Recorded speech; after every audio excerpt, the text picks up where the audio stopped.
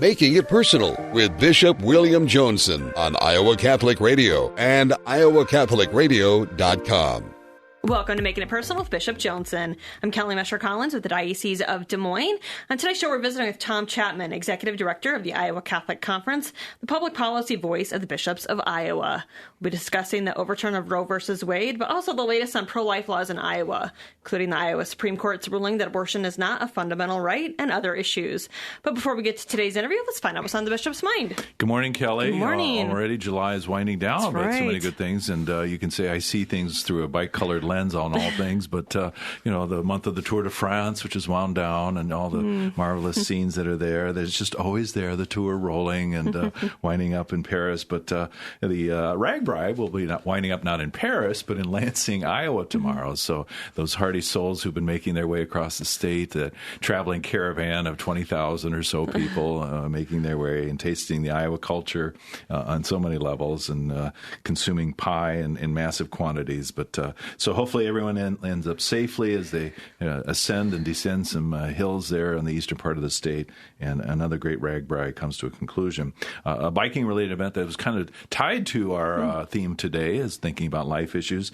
The Biking for Babies group that had started in Minnesota made their way through Des Moines. It's a new leg of the Biking for Babies that ultimately concluded on the 16th in St. Louis, but they stopped here in Des Moines at in St. Francis of Assisi. I was fortunate to celebrate Mass with them on the 13th, and they could kind of give witness where this organization, which has been in existence since 2012, over $1 million raised for pregnancy resource centers. So again, trying to remind and tell people that we have been about the business of supporting life far beyond the preborn in such a way. And so I think that those who are combining the best of both worlds, cycling and advocacy for human life, a marvelous thing.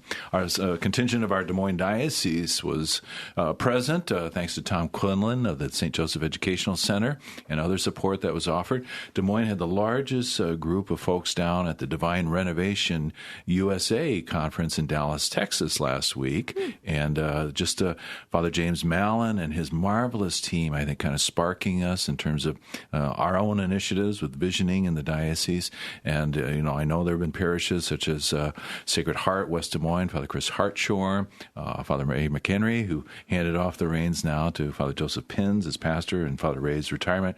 We wish you a happy retirement, Father Ray, by the way, and releasing some of that yoke of pastoring this large parish. But no doubt you will be as busy as ever, as most retired priests are. But so we'll see, some of the insights and wisdom of divine renovation. And I happen to be the only bishop who was present. So, hopefully the Holy Spirit will be continuing to guide me and looking at creative ways to be church and to bring the gospel and encounter and call to friendship and the call to community and communion in Christ in a bold way, articulating our teachings, too. Another little initiative, as people wonder what I'm up to when I'm not in the saddle, which I have not been able to. I finally got on the Wabash Trace path from Imogene a few weeks ago. But a group of 5 college presidents and 5 bishops gathered, the Higher Education Working Group. I was a facilitator at the Mission of Our Lady of the Angels in Chicago in the first part of July, just kind of, again, looking and fostering the rapport between bishops and leaders of academic institutions, how this vital mission of education and formation, not simply of young people, but all of us who involved in any way through pre-K to higher education, continuing to look at the issues.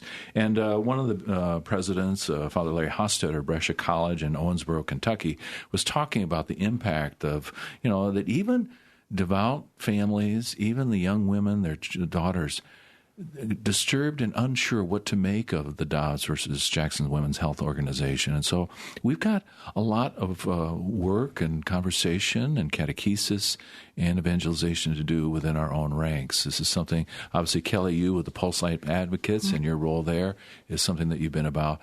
But we need to recognize, we can't presume that people are receiving this with joy as good news, that the long-awaited prayers that Roe versus Wade would be overturned. And so we want to kind of get into some of those fine-grained details, and who better than Tom Chapman? All right, we're going to take a quick break. You're listening to Making It Personal with Bishop Joensen. Support for Iowa Catholic Radio provided by Knights of Columbus, Borman, and Pfeiffer agencies serving the Catholic families in Iowa. Knights of Columbus is a fraternal benefit society providing financial security to members and their families, specializing in life insurance, long-term care insurance, disability income insurance, retirement annuities, and you can reach Knights of Columbus field agent Dan Ginther at 563-689-6801. That's 563-689-6801. Thank you, and God bless. St. Vincent de Paul helps so many people. You're right, Zoe. St. Vincent de Paul Executive Director Steve Havman here. We are serving over 32,000 local residents with food, clothing, furniture, and financial assistance annually. We invite you to learn more about all of our life-changing programs that positively impact so many Iowans by simply Googling St. Vincent de Paul of Des Moines. Our mission is to help those in need become self-sufficient through education, community connectedness, and unconditional support. Help us, help others. Even kids! Welcome back to Making It Personal with Bishop Joensen. We are back with Tom Chapman, Executive Director of the Iowa Catholic Conference, the public policy voice of the bishops of Iowa. In today's show, we're visiting about the overturn of Roe versus Wade, but also the latest on pro-life rights here in Iowa, including the Iowa Supreme Court's ruling that abortion is not a fundamental right. So good. Speaking about collegiality, Tom, I always feel like, you're a colleague in all the right things in terms of trying to be really the one who translates the church's teaching and faith and morals into the larger society, and a great respected figure by not only both sides of the aisle, but by some of our government leaders and other voices who are also trying to shape public policy. So Supreme Court, obviously, in the month of June, did some seismic things here as well, and we'll obviously focus more perhaps about the Dobbs decision, but there were a few other decisions that shook down too. Exactly. I mean, certainly, on the abortion issue here in Iowa, the state Supreme Court found that there was not a fundamental right to abortion in the state constitution. So they reversed a decision that was really just from 2018. And then, of course, at the federal level, we saw the Dobbs decision, which reversed Roe v. Wade basically in total, which has been around for 50 years or whatever. So it's really kind of amazing what we've seen just in the last, month here in our nation and state. As they would say, you can't make this up. And those who maybe have a little more jaundiced view would say, wow, was this orchestrated? Iowa's decision came down the week before the Dobbs decision, and yet these were totally independent things. Yeah, absolutely. I mean, it's just indicative of how really one of the problems with Roe v. Wade is that it really took it out of politics and just put it into a judicial discussion, and so there could be no more debate about it. Well, of course, on an issue like this that relates to life, people are not going to give up on it. And so legislatures over the years have kept trying to kind of chip away at that and trying to pass laws that would protect, unborn children. And so, finally some of these came to fruition with a different set of judges with a different judicial philosophy. And so we got a different decision, which I think will be helpful, at least. If nothing else, it puts it back into politics, and we can argue about it and have a decision, and there can be people feel like they're involved in the process. And then there are those, legal types, who say, well, stare decisis or decisis for us Latinists, but, that you got to respect precedent, and we have to allow that kind of continuity. But the courts have turned over. And, of course, even Roe versus Wade and the 2018 Iowa Supreme Court decision, that was a massive overturning, right? A kind of judicial fiat. Oh, exactly. I mean, there was no thought in Iowa's Constitution or in the federal Constitution, certainly when we were founded, that there was any right to an abortion. And so that was a novelty, and I think it's fair to say that the novelty has been overturned, and we're back to that status quo. Okay. Prior to becoming bishop and some of these events that transpired as a kind of a interested bystander in this, but you were in the thick of this, some of the decisions that led to even kind of calling the question in 2018 with the heartbeat law and the 24-hour waiting period, which both of those have resurfaced with Iowa Governor Reynolds now. But can you tell where those were maybe problematic and were not necessarily helpful, even though ultimately in the cause of life we would be supportive? Yeah, it's, we've been talking about abortion policy for a long time, and certainly in the time that I've been at the Iowa Catholic Conference. And, Iowa passed a ban on telemedicine abortions, webcam abortions. That was overturned. So we came back and did a what was a 3-day waiting period before an abortion and a ban on abortions after 20 weeks of pregnancy, because the status quo for many decades in Iowa that it was that you could have an abortion at any point in pregnancy if it affected your life or health. And that was a decision that was made by the doctor and the woman together. Most broadly construed what health is. It could be mental, it could be, and really could be anything. And so that was the status quo until really 2017. And then this is when the 20-week, prohibition was put in place, and that was never challenged, and so that's still in place, and that's the status quo in Iowa right now. What was challenged was the 3-day waiting period. That was taken away, so the legislature went back to a 24-hour waiting period. That was enjoined, and so now that's actually still in the legal process. And so we are where we are right now in Iowa. There's a 20-week ban, and some clinics have said, well, we're going to institute a 24-hour waiting period, but that's not really required under the law right now. That's going to go back to court for proceedings. Yeah, the district court near Iowa City, I believe. Yeah, correct. So, and yet Planned Parenthood, at least putatively, is capitulating. Yeah, so far. We'll see what they do in that regard as well. Just again. Kind of tickling the memory of people, but there were some other decisions that overall, as Catholics, we would be very pleased about and grateful in terms of Carson versus Macon and the Kennedy decision, among others. Yeah, Carson versus Macon had to do with a Maine law where if your town didn't have a high school, the state would give you money to go to another high school. But the state and the attorney general there interpreted that as you could not use that money at a private school that was religious. And so we got a very good Supreme Court decision, which frankly was the third in line of some other court decisions over the years, where the Supreme Court basically said the First Amendment, you cannot keep benefits away from a situation where it's just because it's religious. So it's not saying that the state has to fund religious schools. It's just saying if you fund other options, you can't exclude religious schools just because you're religious.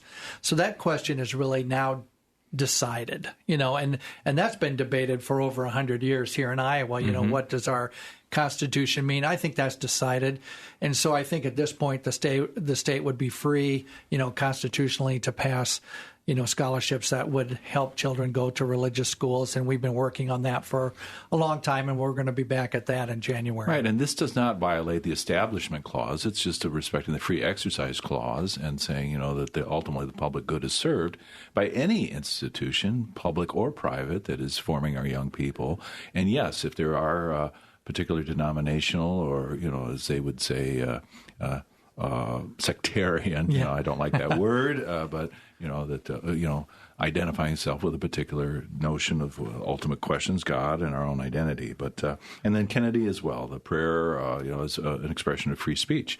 Yeah, and that's another decision that is, I would say, was not totally unexpected. But they're saying private religious prayers, are not enjoined by the Constitution.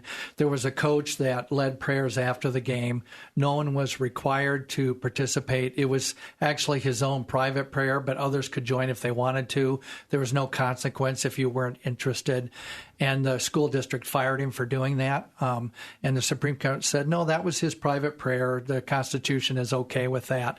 And so once again, I think it's a clarifying thing that just says, if you're not really trying to, coerce people into prayer, it's certainly possible to do that. And so we were happy to see that. And I think the Supreme Court over the past 10 years has pretty much said, in terms of religious practice, is that you should be able to practice your religion in public if you'd like to do that. So we are very pleased to see that one as well. Okay. And we want to talk about some positive legislative initiatives and things that we'll be advocating for come around in the fall. But I guess as the virulent reaction to Dobbs versus Jackson women, there's a lot of misinformation that is in some ways being perpetuated by the mainstream media. We see, the large-scale demonstrations, pro-choice demonstrations, even in Iowa. What, I didn't give you a chance to kind of maybe prep in this way, but what is Dobbs and what isn't Dobbs saying? Well, Dobbs was very simple. It just said there's not a right to a constitution or not to a right to an abortion to be found in the federal Constitution. So that decision effectively put it back into the political arena in the states. And so you're seeing a state-by-state reaction. There will be some states that will do everything they can to enhance access to abortion. There will be other states that will do probably everything they can to, stop access to abortion and try to protect unborn children. So we're going to see that kind of state-by-state response. One of the problems we've seen here in Iowa with we're an access state at this point, and so we've seen over the years the number of abortions for residents coming out of state has been increasing. So I think here in Des Moines, we've been seeing people from Missouri, coming north. I think we've been seeing people in Sioux City coming over from South Dakota as that access has stopped. In fact, Planned Parenthood in Sioux City's opening 5 days a week now. They were open 1 day a week. Now they're open 5 days a week. Okay. So we're seeing that kind of reaction. And I think that's why we've been so concerned about making sure people know that services and help is available if you find yourself in that situation. And a lot of families have found themselves in that situation. And sometimes I think there's such a panic they don't realize that there is help available, to take a step back and see, even in Iowa, the state has always had a robust Medicaid program. We have a great public school program, put a lot of resources into that. There's private pregnancy counseling centers, which should be getting some assistance here from the state in the coming year. I mean, so there are things that are available through our parishes that we just want to make sure people know about that. Yeah, and and again, at the more of the political debate and arguments that are levied, what you do see, and it's an argument I think that can be turned on its end, is that they say those who oppose the Dobbs decision, that this is going to be prejudicial against women of minority status or poor women. That they're going to be suffering inordinately because they're not going to have the means, and they're not. Maybe the companies are not going to subsidize, travel for abortions or other purposes. But really, they're in a position where they don't have choices to begin with, perhaps to nurture and to receive the life and sustain a pregnancy. Yeah, things are always different for people who don't have money, who are struggling, and so. I look at it this way. I mean, there are so many big national companies that are going to pay for people to travel to have an abortion. I mean, it's kind of a backwards way. I think it's a backwards way for them to help. I think it's fair to say that it might be cheaper for those companies to pay for that than to pay for children and in their health insurance coverage over the coming years. There's a money factor there that I don't think we can dismiss that's a factor. So it'll be disappointing if that's the reaction across the country, but we've got a lot of work to do, I think, in making sure people feel like they're welcome. But I'd like to also have people think about ahead 20 years from now. How many wonderful people are we going to have, that we weren't going to have before? What can they offer to society? The people that are going to be in our churches, and in our society and in our community groups. And I think we want to keep our eyes on the prize as far as that's concerned. And as corporate America, they're looking to enhance the diversity of their workforce. This is exactly the very thing that would be one of the means to achieve that end. I mean, we're not trying to instrumentalize human beings, but simply this is the wealth of our country is in its people and in the next generation to come. Versus the 60 million who are not among us, and that horrible gap in people there. It's going to be a practical challenge. I note the Wall Street Journal editorial kind of saying tracking abortion, which was never an easy thing, particularly with the so-called telemedicine, the interventions with the RU486 and other things. It's going to get even murkier as these kind of access to care things are ramped up in some way too. Aid access, as it's called, when abortion becomes more restricted. So Iowa's going to face that too. We're not going to be able to track numbers, so there'll be those who put numbers out there. Well, that's the difficulty we've had. I mean, a long time, kind of priority for the Catholic Conference has been to be getting better statistical reporting of what's actually happening. Really, the state, just keeps very, very small amount of numbers in terms of did it happen, what's the age, and where are they from in a general geographic. Are they out of state or are they not out of state? And then there's some geographical, places that they keep track of. But it's the statistical reporting. We don't know how many injuries there are, from abortions or complications. We don't know any of that. And it's all self-reported, of course, and it's not really, followed up on. So it's difficult to say. And I think, once again, it's going to be a state-by-state response, and some states like California really just don't report. And so you don't know how many. You just don't know. So I think that's something that, if nothing else, at the federal level, they could look at some kind of unified reporting system. But yeah, and in what other area of medicine would this be acceptable that we would not have the data? Yeah, zero.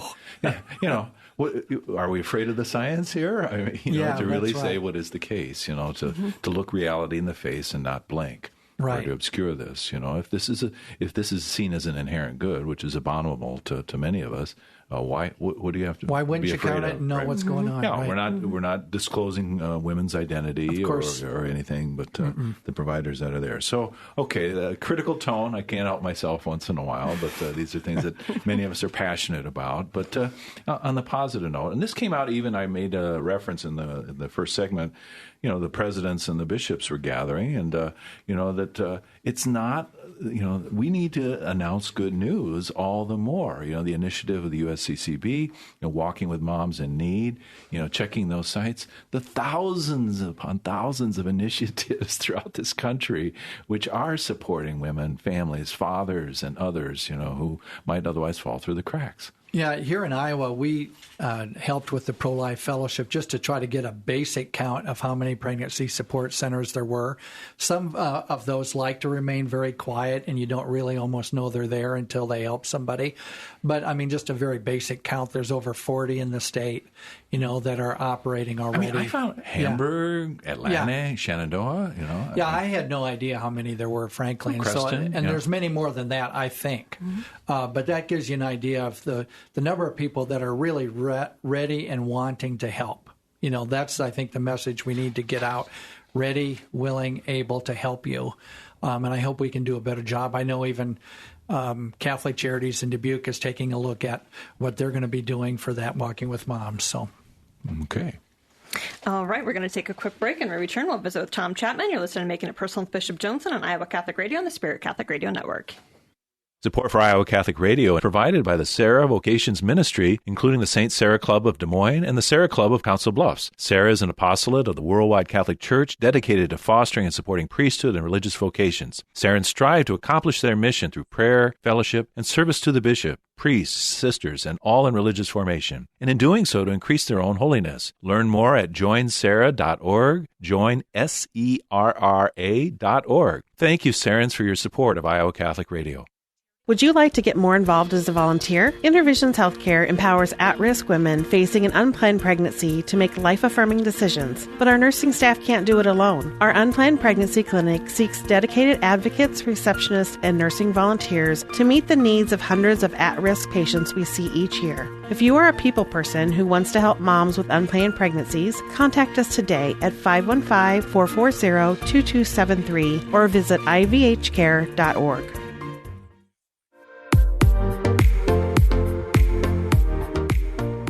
Welcome back to Making It Personal with Bishop Joensen. We are back with Tom Chapman, Executive Director of the Iowa Catholic Conference. I'm struck as there are those who, either denounce the U.S. Supreme Court or the Catholic Church that this is a power play by men. But, the advocacy by so many in the pro-life movement who are, who the women have the strongest voice. We think about the voice of women in the church.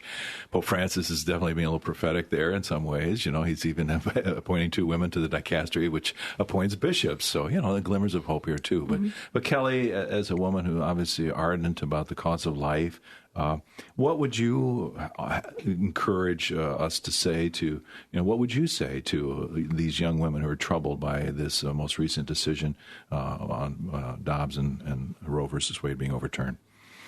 Yeah, I guess, from my perspective, personally, if I were to share something on Facebook recently, when the decision came down, it was the feast day of the Sacred Heart of Jesus, which seemed very providential. It was also the birthday of the woman who started the March for Life.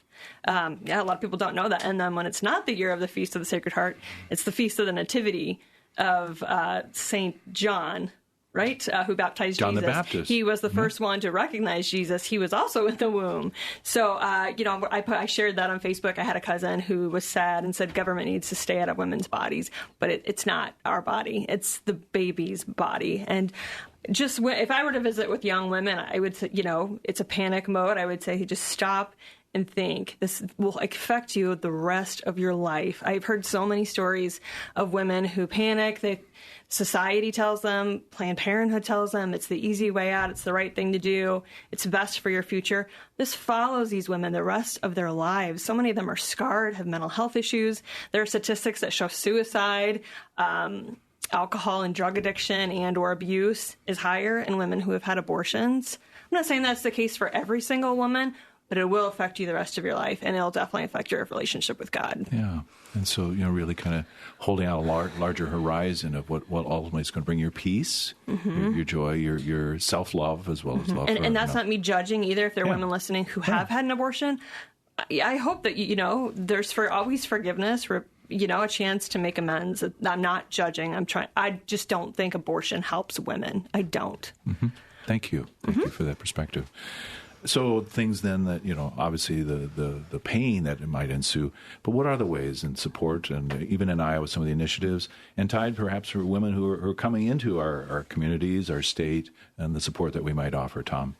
Well, I think there's a lot of support that's there. If you look first towards Catholic Charities and think about even immigrants who are coming to our country, they need a lot of support. We have a lot of resettlement services that Catholic Charities does here in the Des Moines area, which is very helpful. There are many services that support migrants. There was even a Supreme Court decision that allowed the Biden administration to kind of wind down the Remain in Mexico program, which is where people come to the United States and look for asylum for various reasons, and they have a right under international law and our law to be adjudicated, so that was a positive decision. I just think, that's one thing I think our country needs to keep looking at too is, the DACA program, which is just administrative relief for people who came to the country with their parents and they don't have papers. That's been around for 10 years. In other words, Congress has done nothing in 10 years to try to, regularize any of that situation. And so, there's a lot we need to do both pastorally but also in the public policy arena to try to protect all people. Yeah, and so the broader lens of what a culture of life, a human ecology, as many pontiffs have held up to us. Getting back to those practical support in our few remaining seconds, the more options for maternal support did pass. Some of us were disappointed about the level of support. What's your focus as you come into the fall in a few seconds? Yeah, right now what we're trying to do is help them get the rules together for the program, and then the program will roll out probably in a few months, and then start to reimburse pregnancy support centers for services. Will be available to those that don't refer for abortions. And so I anticipate a lot of the pregnancy support centers we talked about, and hopefully even Catholic Charities groups in the state will take advantage of that. Well, Tom Chapman, always our go-to guy for all things in the legislative political realm. Thanks for making time. You're welcome. This has been another edition of Making It Personal with Bishop Joensen. You can hear Making It Personal with Bishop William Joensen every week on Iowa Catholic Radio and iowacatholicradio.com. Support for Iowa Catholic Radio and Making It Personal is provided by Sarah Vocations Ministry. Learn more at joinserra.org.